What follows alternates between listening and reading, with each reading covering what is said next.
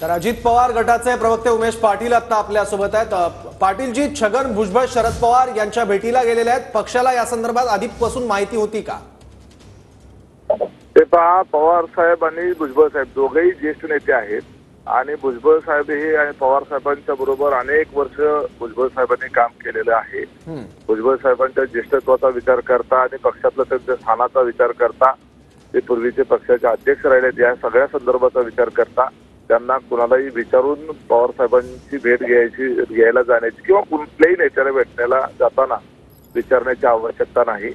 आणि आमच्या दृष्टिकोनातून पवार साहेबांच्या संदर्भामध्ये कुठलीही कटुता कुठल्याही नेत्याच्या मनामध्ये असण्याचं कारण नाही। कारण जे काही महाविकास आघाडी आणि महायुती बरोबर येण्याच्या संदर्भातला जो निर्णय झालेला होता, त्यावेळेला आदरणीय अजितदादा असतील किंवा प्रफुल्लभाई पटेल असतील, तटकरे साहेब असतील, भुजबळ साहेब असतील, दिलीपराव वळसे पाटील साहेब असतील, हसन मुश्रीफ असतील, धनंजय मुंडे, या सर्वच नेत्यांनी त्या निर्णय घेण्याच्या अगोदर साहेबांच्या बरोबर सर्व चर्चा करून तो निर्णय घेतलेला होता।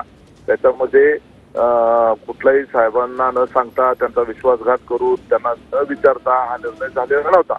त्यामुळं पवार साहेबांच्या बाबतीमध्ये कुठलीही कटुता कुणाच्याच मनामध्ये नाहीये किंवा साहेबांची या सर्व नेत्यांच्या संदर्भातली कटुता असण्याचं काही कारण नाही। जर चोरी छिपे निर्णय घेतला असता, जर विश्वासघात करून निर्णय घेतला असता, तर आमच्यापैकी कोणालाही पवार साहेबांच्या नजरेला नजर देता आली नसती। परंतु आता ती परिस्थिती नसल्यामुळे साहेबांना ते भेटू शकतात। राहिला प्रश्न भुजबळ साहेबांनी जी काही काल महाविकास आघाडीच्या नेत्यांवर दुटप्पीपणाच्या संदर्भातली टीका टिप्पणी केली, आता ते महाविकास आघाडी आमच्या विरोधात उद्याच्याला निवडणूक लढवणार आहेत, आम्ही त्यांच्या विरोधात महायुती म्हणून आहोत। अशा परिस्थितीमध्ये वेगवेगळ्या मुद्द्यावरून एकमेकावर सार्वजनिक व्यासपीठावर टीका होणं हे तर गृहीत आहे, अपेक्षित आहे। त्याच्यामुळे त्याचा संदर्भ आजच्या पवार साहेबांच्या भेटीशी जोडणं हे गैर आहे। मग उमेश पाटीलजी, मग आजच्या या भेटीमागचं कारण तुम्हाला नेमकं काय वाटतंय?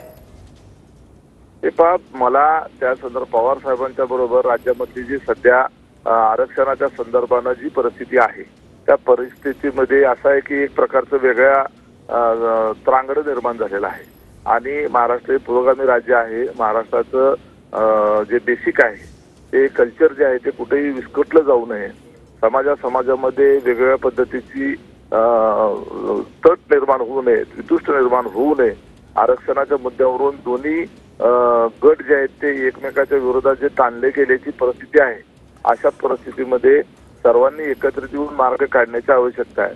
पवार साहेब हे राज्यातले अतिशय ज्येष्ठ नेते आहेत आणि सर्वांच्या दृष्टीने आज राज्यामध्ये सरकारमध्ये कुणी आहे याच्याही पलीकडे जाऊन पवार साहेबांचं व्यक्तित्व आणि व्यक्तिमत्व हे कुठल्याही राज्याच्या सरकारांपेक्षाही मोठं आहे असं आम्ही समजतो।